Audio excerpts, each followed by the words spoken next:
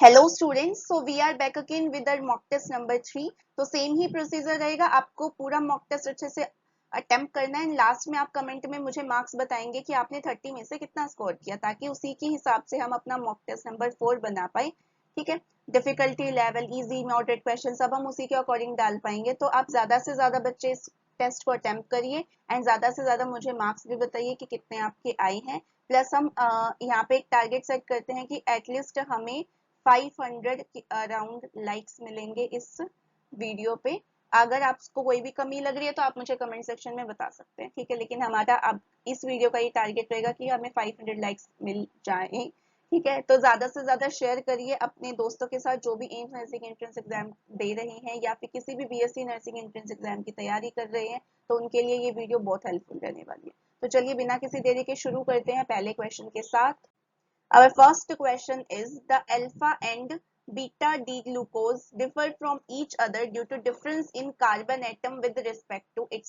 सबसे पहले तो हम अल्फा और बीटा ग्लूकोज का स्ट्रक्चर बना लेंगे, ठीक है। देखिए हम क्या बना रहे हैं, साइक्लिक स्ट्रक्चर बना रहे हैं।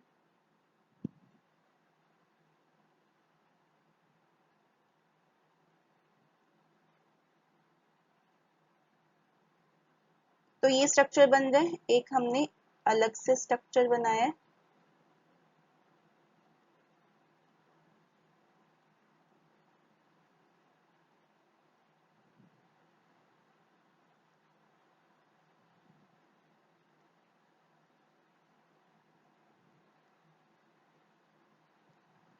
देखिए तो ये दो स्ट्रक्चर हैं हमारे पास। तो यहाँ पे देखिए फर्स्ट कार्बन पे ऊपर की तरफ H है, यहाँ पे फर्स्ट कार्बन के ऊपर की तरफ क्या है, OH है। तो जिसमें H होता है उसे हम अल्फा फॉर्म कहते हैं, जिसमें OH होता है उसे बीटा फॉर्म कहते हैं।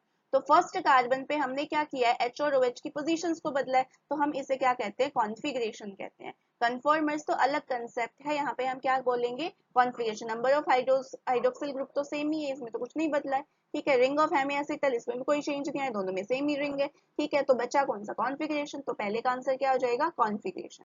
नेक्स्ट क्वेश्चन देखते हैं। विच of the following statement is correct about fructose. Fructose का स्ट्रक्चर देखिए, सबसे पहले तो बनाते कैसे हैं, इसमें एक फ्यूरान रिंग बनाएंगे, 5 मेंबर्ड रिंग होती है, ठीक है। CH2OH OH OH H।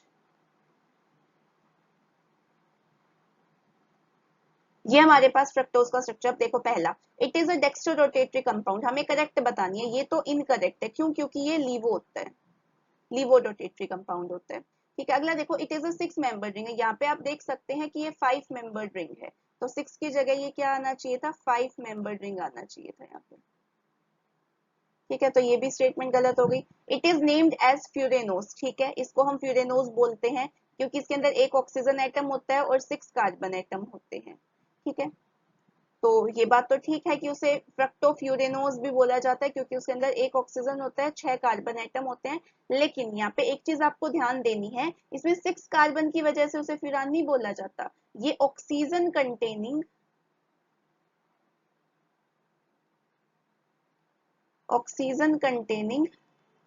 5 membered ring, उसे फ्यूरान बोला जाता है। ऑक्सीजन कंटेनिंग 5 मेंबर रिंग को फ्यूरान बोला जाता है, 6 कार्बन होने की वजह से फ्यूरान नहीं बोला जाता। तो ये स्टेटमेंट भी क्या हो जाएगी, गलत। बची हमारी बी स्टेटमेंट, बी ठीक होगी, लेकिन देखो कैसे। It exist in 2 cyclic form which is obtained by addition of OH at C5 carbon of C double bond O। ठीक है, यहाँ पे क्या होता है कि C5 कार्बन, 5th कार्बन पे OH ग्रुप के एडिशन से हमें दो साइक्लिक फॉर्म्स मिल जाती हैं, अल्फा और बीटा, ठीक है। तो ये हमारा बी का जो है ये क्या हो जाएगा, ठीक हो जाएगा, ठीक है। तो इसका आंसर हो जाएगा बी। नेक्स्ट हम देखते हैं, the best method for separation of naphthalene and benzoic acid, as it is NCERT में ये आपको दे रखा है। जो जनरल प्रिंसिपल एंड प्रोसेसेस हमारा टेक्निक्स हैं, जीओसी जो हमारा ऑर्गेनिक का फर्स्ट चैप्टर 11th क्लास का, उसमें लास्ट में जो प्यूरिफिकेशन की टेक्निक्स है उसमें ये हमारे पास दे रखा है, किसमें, सब्लिमेशन में। क्यों, क्योंकि जो नेप्थलीन होता है वो सबलाइन मटेरियल होता है। अगर मुझे इसको इसकी इम्प्योरिटी में से रिमूव करना है तो हम क्या करेंगे, सब्लिमेशन टेक्निक का यूज करेंगे, ठीक है। नेक्स्ट क्वेश्चन देखते हैं। Kjeldahl method is not applicable to which of the following. देखो केजेल्डल मेथड नाइट्रोजन के लिए यूज किया जाता है, किसके लिए, क्वांटिटेटिव एनालिसिस। क्वांटिटेटिव यानी अगर किसी भी सॉल्ट में मुझे नाइट्रोजन डिटेक्ट हुई है तो वो कितने परसेंट नाइट्रोजन है, ठीक है। तो उसके लिए हम क्या यूज करते हैं, केजल्टन मेथड यूज करते हैं, या फिर नाइट्रोजन के लिए दूसरा मेथड जो होता है वो ड्यूमस मेथड भी यूज किया जाता है। तो केजल्टन मेथड ना तो नाइट्रो के लिए यूज किया जाता है, ना ही हम एजो के लिए यूज करेंगे, ना ही हम पायरेडिन के लिए यूज करेंगे। अब क्यों नहीं करेंगे, क्योंकि इनमें जो नाइट्रोजन होता है जब हम उसे H2SO4 के साथ ट्रीट करेंगे तो वहां पे वो कोई भी अमोनियम सल्फेट नहीं निकालेगा।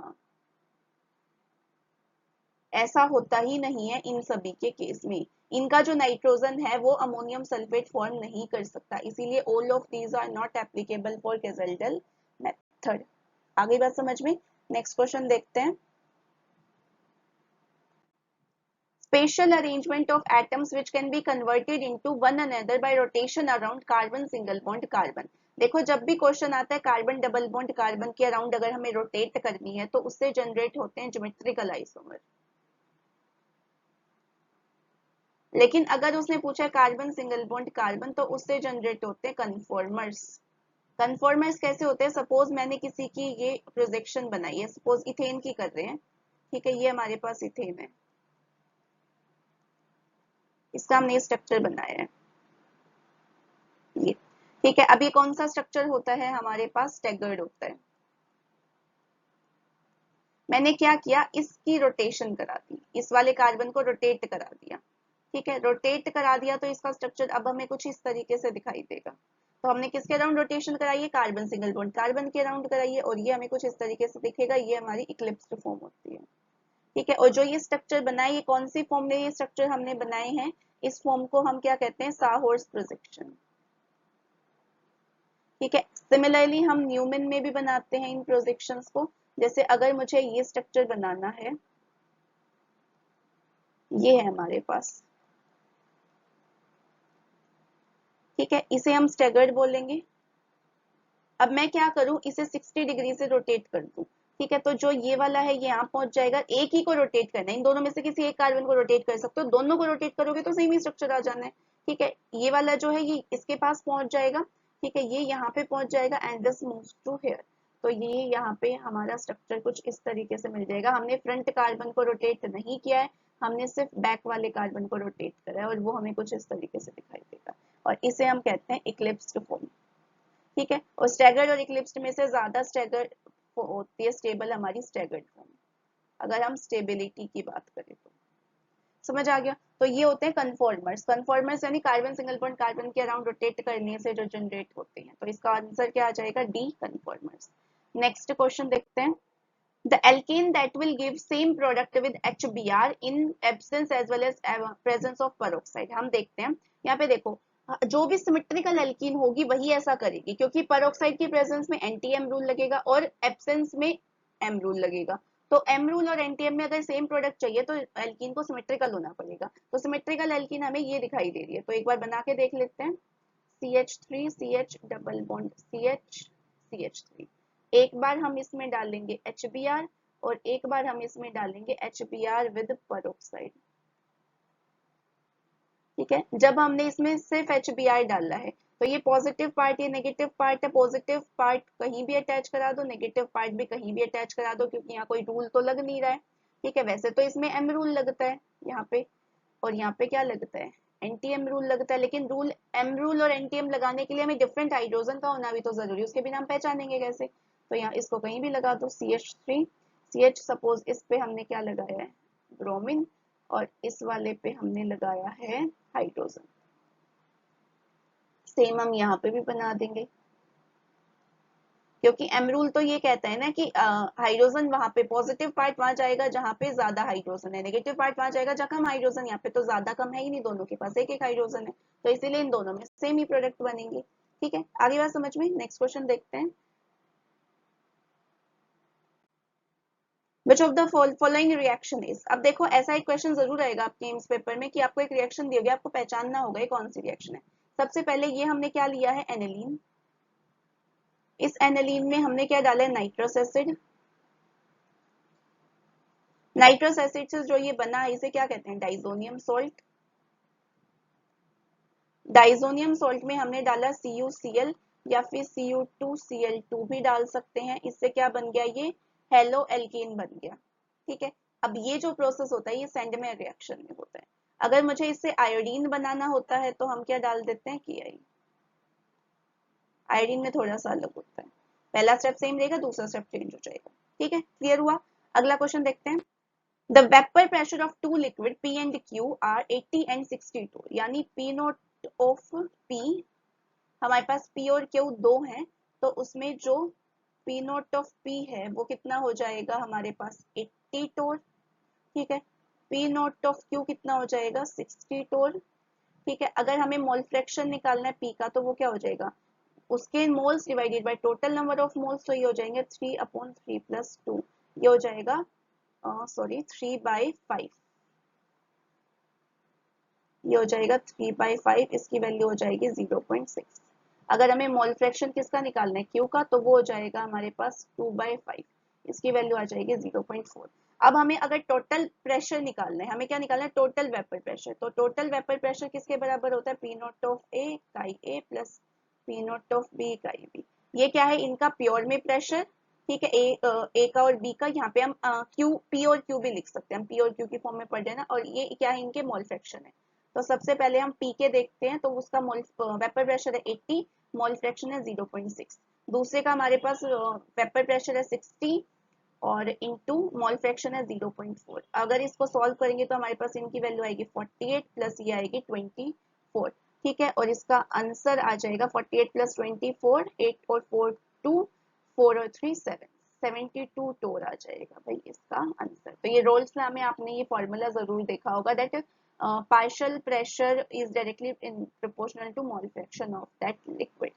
ठीक है, तो ये हो जाएगा 72 torr, A option number A. Next question देखते हैं। Which of the following liquid show positive deviation from Rolle's law? Positive deviation कौन शो करते हैं हमारे, उसमें जरूर आपको कोई ना कोई नॉन पोलर चीज जरूर मिलेगी, तो यहाँ पे क्या हो जाएगा, बेंजीन एंड मिथेनॉल, तो ऑप्शन नंबर बी। बाकी के ये सारे नेगेटिव शो करते हैं। ठीक है, ये भी काफी बार पूछा जाता है, एसीटोन एंड क्लोरोफॉर्म। ठीक है, नेक्स्ट क्वेश्चन देखते हैं। The following quantum numbers are possible for how many orbitals? कितनी orbitals के लिए हम ये लिख सकते हैं, देखो इसकी एक ऑर्बिटल बनाते हैं, n इज इक्वल टू 3 है तो 3 लिख देंगे, l इज इक्वल टू 2 किसके लिए होता है, d के लिए, तो 3d लिख देंगे, +2 किसके लिए होता है, dx² y² के लिए होता है, और dx² y² वाली एक ही ऑर्बिटल पॉसिबल हो सकती है, तो आंसर कितना हो जाएगा, 1। अगर यहाँ पे सिर्फ इतना दिया होता आपको n is equal to 3 and l is equal to 2, तो इसमें ऑर्बिटल्स बताओ कितनी होंगी, ऑर्बिटल्स पूछा होता, तो यहाँ पे n की वैल्यू 3 एंड l की वैल्यू 2, क्या हो जाता है 3d। अब 3d में कितनी ऑर्बिटल्स हम बनाते हैं, 5 ऑर्बिटल्स बनाते हैं। ठीक है, तो इसका आंसर कितना हो जाता है, अब 5 हो जाता है, लेकिन अभी कितना होएगा, 1, क्योंकि इसमें एक ही ऑर्बिटल पॉसिबल होती है। अगर मैग्नेटिक क्वांटम नंबर भी दे रखे हैं तो जितने जितने क्वांटम नंबर मेंशन करते जाएंगे उतना ही वो जो चीज है वो कम होती चली जाती है। ठीक है, नेक्स्ट क्वेश्चन देखते हैं। Is the if there are 5 radial nodes, अब रेडियल नोड का फॉर्मूला क्या होता है वो देखो पहले तो, रेडियल नोड होता है n-l-1। ठीक है, then what will be the correct representation of orbital n is equal to 8। ठीक है, हमें n की वैल्यू कितनी दे रखी है 8। ठीक है, और हमें रेडियल नोड n-l-1 कितनी दे रखी है यहाँ पे 5, तो यहाँ पे n की वैल्यू हम पुट करेंगे तो ये हो जाएगा 8-l-1 is equal to 5। l is equal to, यहाँ पे l की वैल्यू क्या हो जाएगी 8-5-1, तो l की वैल्यू हो जाएगी 2। तो अगर किसी में n की वैल्यू 8 है और l की वैल्यू 2 है, तो इनसे जो ऑर्बिटल बनेगी वो क्या बनेगी, 8d बनेगी, तो option number A will be correct. ठीक है, तो आपको रेडियल नोड और एंगुलर नोड का पता होना चाहिए। रेडियल नोड होती है हमारे पास n-l-1, और जो हमारी एंगुलर नोड होती है वो l के बराबर होती है। ठीक है, नेक्स्ट क्वेश्चन देखते हैं। In BrF3 molecule, the lone pairs occupy equatorial position to minimize। ठीक है, अब BrF5 में अगर मैं हाइब्रिडाइजेशन नंबर वाला फॉर्मूला लगाऊंगी तो हाफ इंटू ब्रोमीन के वैलेंस इलेक्ट्रॉन कितने होते हैं 7 और 3 मोनोवेलेंट एटम है, तो ये हो जाएगा 10/2 इज इक्वल टू 5। अगर 5 हमारे पास हाइब्रिडाइजेशन नंबर आता है तो ज्योमेट्री होती है ट्राइगोनल बाई पायरामिडल। तो इसमें जब हम ये स्ट्रक्चर बनाते हैं तो हमें कुछ इस तरीके का स्ट्रक्चर मिलता है। ठीक है, यहाँ पे मैं लिख देती हूँ ब्रोमीन, और जो लोन पेयर्स होते हैं हमारे वो इस पोजीशन पे आते हैं, 5 में से 3 तो बॉन्ड पेयर बन गए और बाकी के क्या बचे होंगे, लोन पेयर्स होंगे। ठीक है, तो ये हमारे पास टी शेप का आ जाता है। लेकिन यहाँ पे देखो जो लोन पेयर्स हैं वो इक्विटोरियल पोजीशन पे ही क्यों रखे हैं हमने, ये क्वेश्चन आता है, क्योंकि ट्राइगोनल बाई पायरामिडल में ये रूल होता है कि हम लोन पेयर्स को इक्विटोरियल पोजीशन पे ही रखते हैं, एक्सेल पे नहीं रखते। क्यों? क्योंकि यहाँ पे क्या है, लोन पेयर है, लोन पेयर में क्या है, रिपल्शन, और लोन पेयर बॉन्ड पेयर में भी रिपल्शन है। तो लोन पेयर रिपल्शन और lone pair bond pair repulsion की वजह से हम ऐसा करते हैं ताकि हम रिपल्शन को मिनिमाइज कर सकें। ठीक है, नेक्स्ट क्वेश्चन देखते हैं। Hydrogen chloride molecule is HCl जो होता है वो कैसे बनता है? ठीक है, हाइड्रोजन ने एक इलेक्ट्रॉन दिया, क्लोरीन के पास अपने 7 इलेक्ट्रॉन्स थे, तो उसने एक इलेक्ट्रॉन शेयर करा, इससे क्लोरीन के 8 इलेक्ट्रॉन कंप्लीट हो गए, हाइड्रोजन का डुएट कंप्लीट हो गया। तो ये कौन सा बॉन्ड बना है? कोवेलेंट बॉन्ड बना है। लेकिन ये कैसे होता है? पोलर, इस पे पार्शियल पॉजिटिव होता है, पार्शियल नेगेटिव होता है, तो ये कैसा होता है? पोलर कोवेलेंट बॉन्ड होता है हमारे पास। ठीक है, नेक्स्ट क्वेश्चन देखते हैं। The plot of concentration of reactant versus time for the reaction is straight line with a negative slope. ठीक है, अब इसने कुछ के वर्सेस बताया, रिएक्टेंट वर्सेस टाइम, इसने लोग की वैल्यू यहाँ पे नहीं बोली है, सिर्फ रिएक्टेंट वर्सेस टाइम बोला है कि ये हमारे पास कंसंट्रेशन है रिएक्टेंट की और ये हमारे पास टाइम है और इसका ये नेगेटिव स्लोप आ रहा है। ठीक है, विद स्ट्रेट लाइन। तो ये कौन से ऑर्डर की रिएक्शन होगी? अब देखो जीरो ऑर्डर में हम अज्यूम कर सकते हैं क्योंकि फर्स्ट ऑर्डर में तो लॉग की वैल्यू आ जाती है साथ में। ठीक है, अब इसमें देखो फॉर्मूला क्या होता है, R naught minus R T is equal to K T. मुझे किसके वर्सेस बताना है? आर टी वर्सेस टाइम का ग्राफ बताना है, तो हम इसको रीअरेंज कर लेंगे कुछ इस तरीके से कि ये हो जाएगा हमारे पास R T is equal to minus का K T plus R naught. ये इक्वेशन हो जाएगी रीअरेंज करेंगे तो ये हो जाएगा हमारे पास वाई। ठीक है, ये हमारा आर टी है time, y is equal to M X plus C. ये स्ट्रेट लाइन इक्वेशन हो गई। अब ये स्ट्रेट लाइन इक्वेशन अप्लाई हो रही है तो ये क्या हो जाएगा हमारे पास? स्लोप, और ये हमारे पास क्या हो जाएगा? इंटरसेप्ट। ठीक है, तो स्लोप के आगे कैसा साइन है? नेगेटिव, तो हमारे पास कैसा स्लोप बनेगा? नेगेटिव। तो इसका स्लोप क्या हो जाएगा हमारे पास? माइनस का के, और जो ये वैल्यू होते हैं इसे इंटरसेप्ट बोलते हैं, ये हमारी हो जाएगी आर नॉट। ठीक है, तो ये किसके लिए होगा? जीरो ऑर्डर रिएक्शन के लिए होगा। ठीक है, नेक्स्ट क्वेश्चन देखते हैं। तो देखिए इस क्वेश्चन में हम सॉल्व करते हैं। Consider the following statement with respect to zero order reaction. Zero order reaction के अकॉर्डिंग क्या होगा? जो रेट है इज इक्वल टू के, यहाँ पे हो जाएगा concentration of R is to the power zero, तो रेट किसके बराबर हो जाएगा? के बराबर हो जाएगा। ठीक है, यानी कि यहाँ पे जो रेट है और के है वो दोनों ही रिएक्टेंट की कंसंट्रेशन के इंडिपेंडेंट है। तो फर्स्ट को स्टेटमेंट देखते हैं, rate of reaction is independent of reactant concentration. बिल्कुल ठीक बात है। Rate of reaction is independent of temperature, नहीं ये गलत है, क्योंकि टेम्परेचर इंक्रीज होने से कॉलिजन बढ़ जाते हैं और कॉलिजन बढ़ेगा तो यहाँ से रेट भी बढ़ेगा और रेट कांस्टेंट भी बढ़ेगा, तो इंडिपेंडेंट तो बिल्कुल नहीं होंगे। The rate constant of reaction is independent of temperature, नहीं ये भी बात गलत है, क्योंकि इंडिपेंडेंट नहीं होता, डिपेंडेंट होता है। अगला, rate constant of the reaction is independent of reactant concentration, हाँ ये बात ठीक है। ठीक है, क्योंकि वो इंडिपेंडेंट होगा रिएक्टेंट की कंसंट्रेशन, क्योंकि वो तो उसकी पावर तो जीरो है। ठीक है, तो ऑप्शन नंबर कौन सा सही है? 1 और 4। तो 1 और 4 हमें कौन किस में दे रखा है? डी में, तो डी इसका करेक्ट आंसर हो जाएगा। ठीक है, नेक्स्ट क्वेश्चन देखते हैं। The oxidation state of iron in Fe3O4। Fe3O4 में आयरन का ऑक्सीडेशन स्टेट बताना है, तो आयरन का हम x मान लेते हैं, ऑक्सीजन का -2 होगा ऑक्साइड की फॉर्म में, तो एक आयरन का x है, 3 आयरन का कितना होगा? 3x। एक ऑक्सीजन का -2 है, 3 ऑक्सीजन का कितना होगा? -8 इज इक्वल टू 0, तो x की वैल्यू कितनी आ जाएगी? 8/3, ऑप्शन नंबर बी। ठीक है, नेक्स्ट क्वेश्चन देखते हैं। Which of the following is used in fire extinguisher? ये आपके हेलो एल्केन हेलो एरीन में लास्ट में एप्लीकेशन में आता है ये, तो ये आ जाएगा हमारे पास क्लोरोफॉर्म, क्योंकि इसके जो वेपर्स होते हैं वो कैसे होते हैं हमारे पास? नॉन इन्फ्लेमेबल होते हैं। ठीक है, नॉन इन्फ्लेमेबल होने की वजह से हम कार्बन टेट्राक्लोराइड को as a fire extinguisher use करते हैं। ठीक है, नेक्स्ट क्वेश्चन देखते हैं। Phenol is more acidic than alcohol. हमने ये देखा था कि फिनोल और जो एल्कोहल है वो उसमें से फिनोल ज्यादा एसिडिक होता है। क्यों होता है? क्योंकि उसका जो फिनोक्साइड आयन होता है वो रेजोनेंस स्टेबलाइज होता है। कैसे? देखो ये हमारे पास क्या है? फिनोल है। अब मैं यहाँ से H पॉजिटिव निकाल दूं तो अब क्या बन जाएगा हमारे पास? O negative. इसे ही हम क्या कहते हैं? फिनोक्साइड आयन कहते हैं। अब इसके नेगेटिव चार्ज को यहाँ शिफ्ट करेंगे, इसे यहाँ शिफ्ट करेंगे, तो ये जो नेगेटिव चार्ज है ये पूरी रिंग पे क्या हो जाता है? डीलोकेलाइज हो जाता है। ठीक है, और डीलोकेलाइज होने की वजह से इसे हम क्या कहते हैं? रेजोनेंस स्टेबलाइज, क्योंकि जितने ज्यादा रेजोनेटिंग स्ट्रक्चर्स बनेंगे उतना ही वो क्या होगा? ज्यादा स्टेबल होगा। ठीक है, तो इस तरीके के हमारे रेजोनेटिंग स्ट्रक्चर्स बन जाएंगे। फाइनली इसे यहाँ शिफ्ट करेंगे, इसे यहाँ शिफ्ट करेंगे और हमारे पहले जैसा स्ट्रक्चर बन जाएगा O नेगेटिव। तो ये हमारे सारे रेजोनेटिंग स्ट्रक्चर्स हैं किसके, फिनोक्साइड आयन के। तो option number C will be correct. Next question देखते हैं। On distillating phenol with zinc dust, हम सबसे पहले क्या लेते हैं, फिनॉल, उसकी रिएक्शन कराते हैं जिंक डस्ट के साथ। तो ये रिएक्शन क्या होती है, फॉर्मेशन ऑफ बेंजीन के लिए काफी इंपॉर्टेंट है। इससे क्या बनेगी, तो बेंजीन बनेगी प्लस में जिंक ऑक्साइड बन जाएगा।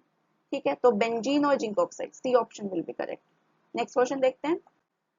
For the reaction carbon plus oxygen give CO2। अब यहाँ क्या दिया हुआ है, delta H and delta U. इसके रिलेटेड हमारी कौन सी इक्वेशन होती है, delta H is equal to delta U plus delta NgRT, ये होता है। ठीक है, अब डेल्टा Ng अगर मैं निकालती हूँ तो number of moles of product minus number of moles of reactant. अब प्रोडक्ट और रिएक्टेंट हमें सिर्फ गैसेस का देखना है, तो यहाँ पे कितने मोल्स हैं, एक, और यहाँ पे कितने मोल्स हैं, एक। तो ये हो जाएगा 1 - 1 इज इक्वल टू 0। तो डेल्टा Ng तो कितना हो गया, 0। तो ये पूरी टर्म ही किसके बराबर होगी, 0। तो डेल्टा H किसके बराबर हो गया, डेल्टा U के बराबर। तो option number C will be correct. Clear है। ठीक है, अगर यहाँ पे कोई भी गैसियस फॉर्म में नहीं होता तो भी ये दोनों बराबर होते, अगर हैं लेकिन सेम मोल्स हैं तो ये तो भी ये बराबर होंगे। तो ये क्वेश्चन बहुत बार आता है, थर्मो का क्वेश्चन है, थर्मोडायनेमिक्स। नेक्स्ट क्वेश्चन देखते हैं। An example of ambidentate ligand, coordination का क्वेश्चन है। एम्बिडेंटेट लिगेंड क्या होते हैं, जो होते तो मोनोडेंटेट हैं, ठीक है, लेकिन उनके पास दो डोनर एटम होते हैं। जो होते तो मोनोडेंटेट है लेकिन उनके पास दो डोनर एटम होते हैं, लेकिन एक टाइम पे एक ही डोनेट करेगा, डोनेट एक ही करेगा।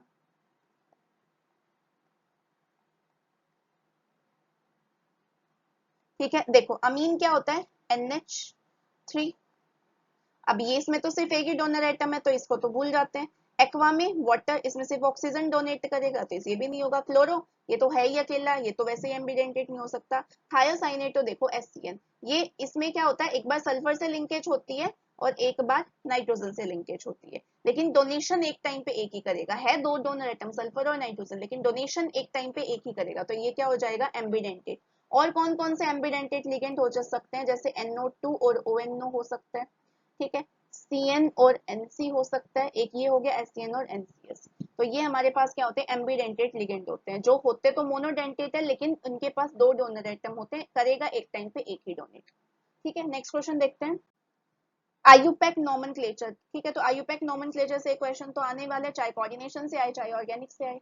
ठीक है, यहाँ पे देखो सबसे पहले हम क्या करते हैं, स्क्वायर ब्रैकेट की नेमिंग करते हैं। स्क्वायर ब्रैकेट में सबसे पहले हमारे पास दो लिगेंड है, एक का नाम है हमारे पास एक्वा और एक का नाम है हमारे पास अमीन।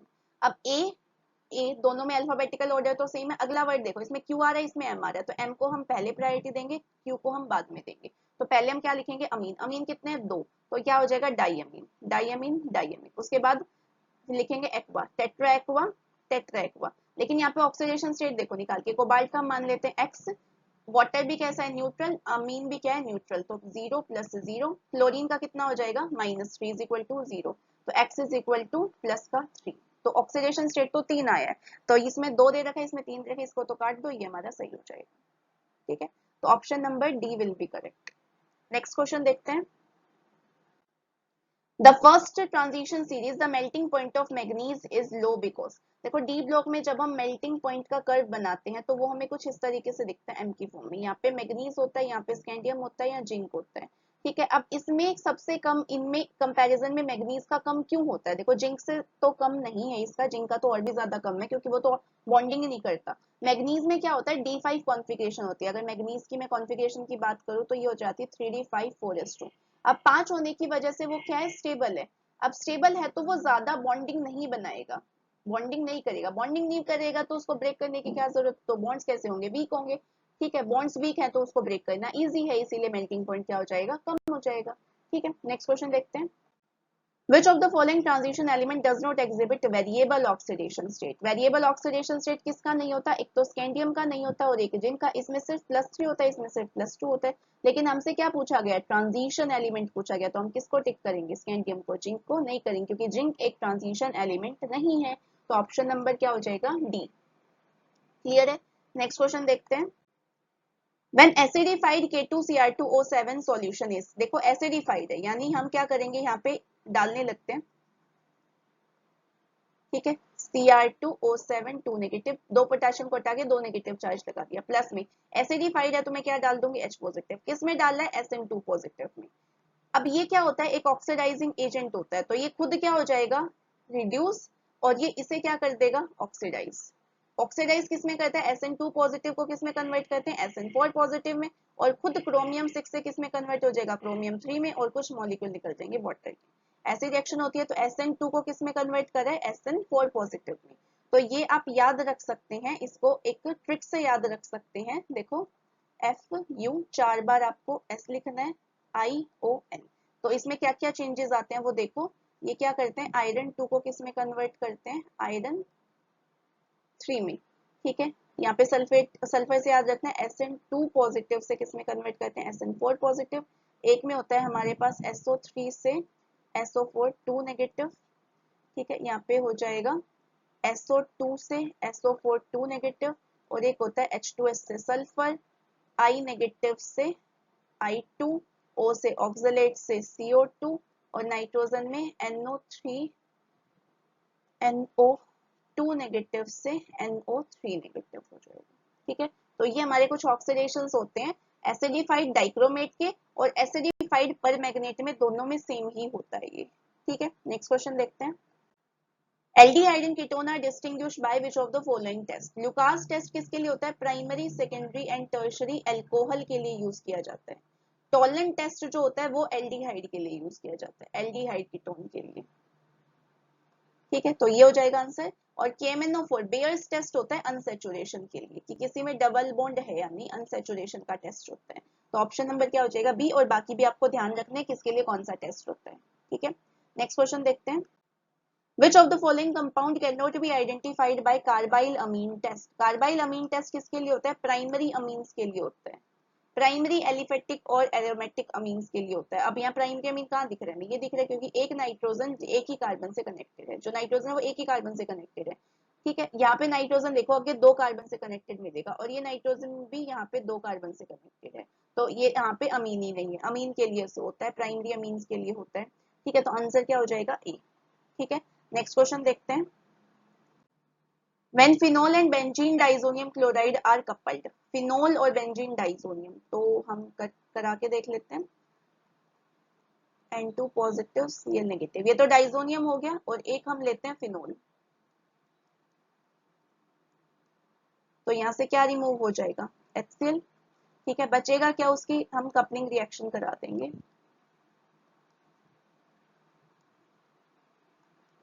N2 बचा है बस इसके अंदर, क्योंकि HCl तो हमने रिमूव कर दिया, ठीक है। तो ये हमारे पास क्या बना है एजोबेंजीन बना है, ठीक है। ये देखो यहाँ पे क्या बनी है, इसे हम कहते हैं एजो कंपाउंड, ठीक है, जहाँ पे nitrogen double bond nitrogen present हो, यहाँ से HCl निकल गया। तो ये हमारे कलर्ड कंपाउंड होते हैं, एजो डाई की फॉर्मेशन होती है इस तरीके से, और इसे हम कपलिंग रिएक्शन कहते हैं, ठीक है। कपल्ड लिख भी रखा है, तो क्या बन जाएगा सी एजोबेंजीन बन जाएगा, ठीक है। नेक्स्ट क्वेश्चन देखते हैं हम।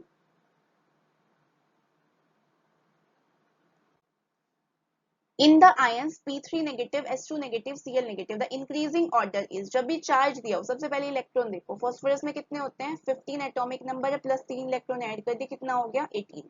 सल्फर का 16 होता है, दो ऐड कर दिए कितना हो गया 18। क्लोरीन का 17 होता है, एक ऐड कर दिया कितने हो गए 18। तो ये सारी स्पीशीज कैसी हैं आइसो इलेक्ट्रॉनिक है, और जब भी आइसो इलेक्ट्रॉनिक होता है तो जितना ज्यादा नेगेटिव चार्ज उतना ही बड़ा साइज होता है, तो नेगेटिव चार्ज जितना ज्यादा होगा, इंक्रीजिंग ऑर्डर पूछा है ना, तो P3 नेगेटिव का सबसे ज्यादा होगा, देन S2 नेगेटिव का, एंड देन Cl नेगेटिव का। तो जितना ज्यादा नेगेटिव उतना ही बड़ा उसका साइज होगा, तो ऑप्शन नंबर ए हो जाएगा, ठीक है। केटाइन में अपोजिट होता है, सपोज मैं ये कह रही हूँ मैग्नीशियम 2 पॉजिटिव Al3 पॉजिटिव और Na पॉजिटिव, सब में सेम इलेक्ट्रॉन है, तो Na पॉजिटिव का साइज सबसे बड़ा, देन जितना ज्यादा पॉजिटिव उतना छोटा, जितना ज्यादा नेगेटिव उतना बड़ा, ठीक है।